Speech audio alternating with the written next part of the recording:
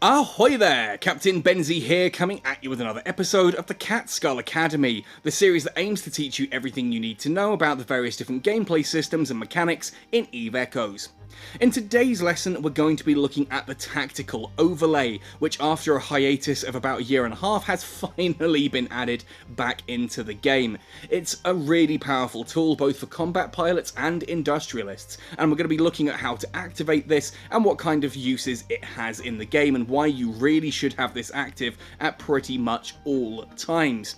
Now, if you do enjoy this video, let me know by hitting like on it, sub to the channel for all things EVE Echoes, ding that notification bell so that you never miss an upload, and of course let me know your thoughts and opinions on all this in the comment section down below. You might think I've missed something, you might have some really cool tips and tricks yourself, definitely let people know in the comment section down below on this one.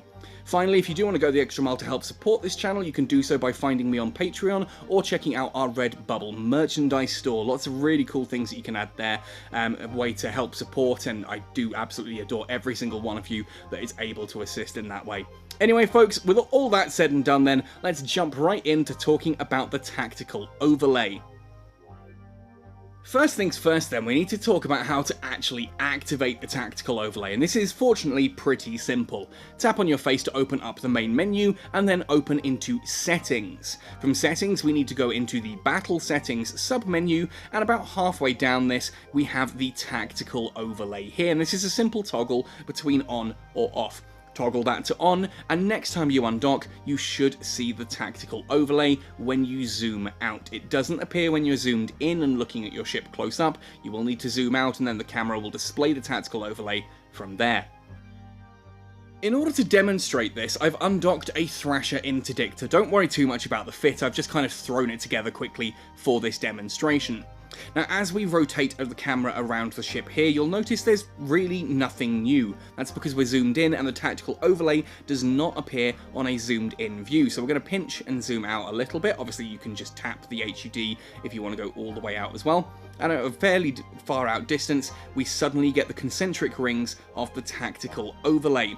Now, these are all arranged in a simple plane, so if you align that properly, you can see there is a line there that is a complete horizontal plane in regards to sort of the galactic center of my ship, and I can turn that and I can look around and get an idea of ranges.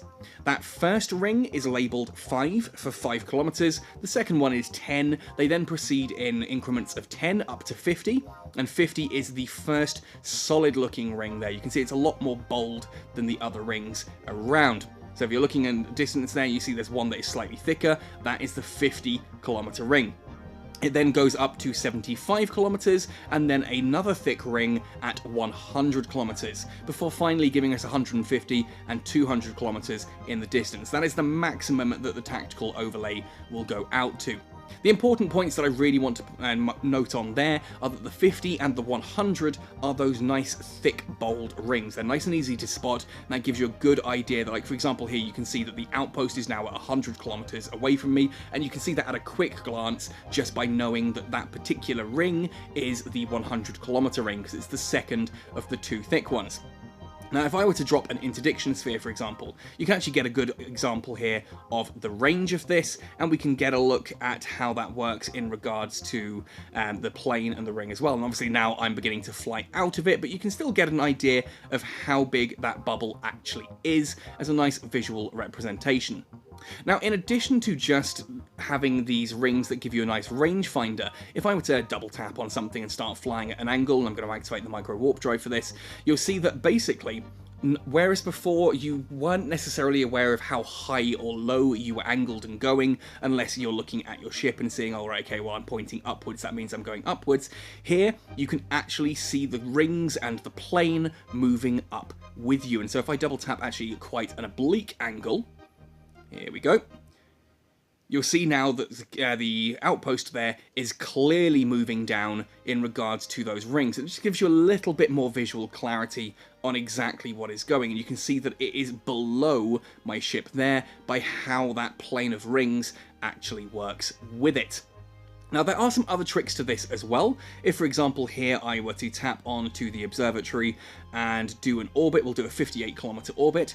you'll see that we actually get an orbit ring now appear around what we're doing, along with a blue line showing our tangent towards it. So here you can see now I'm moving towards that orbit ring. I've gone a little bit too far in. You can see how close we are towards that orbit. And then we will connect with that blue line eventually, and that will give us our orbit ring around the target. This is really useful for manual piloting and just getting a feel of like where you are in relation to your opponents. Yes, of course, you can just use the whole kind of locking on and seeing the range of stuff there. Heck, you can even open the overview and just look at the numbers, but this I find gives a much better visual representation as to where you are in regards to the ships that you are attacking or are attacking you, vice versa.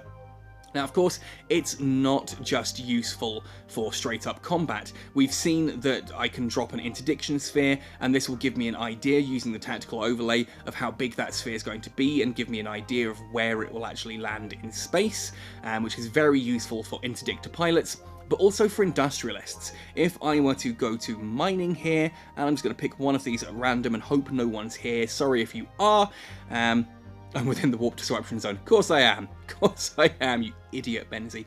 So we're going to jump out of this once I clear the edge of the sphere, which you'll see also actually is a lot nicer to spot now.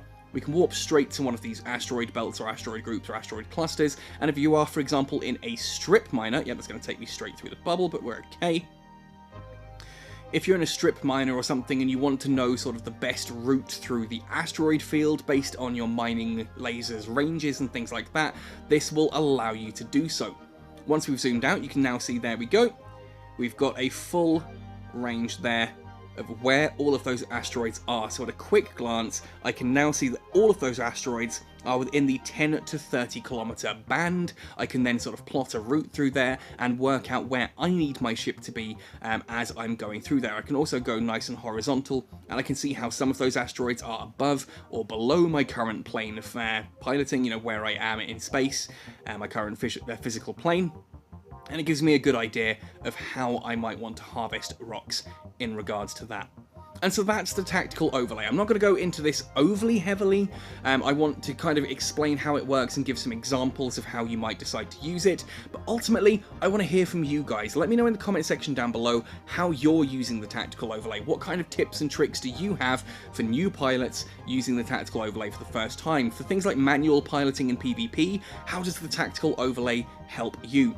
It's not quite as fully fleshed out as the tactical overlay in EVE Online is, and I am hoping that that's something that we will eventually get in the future, at which point I will revisit this video with the intent to cover all the new functionality. There are things like directional and velocity arrows and things like that on the EVE Online variant. But obviously there's a lot of information that just at the moment I'm just glad to have the tactical overlay back in the game. It's a very useful tool, well worth learning the tricks of how to use this.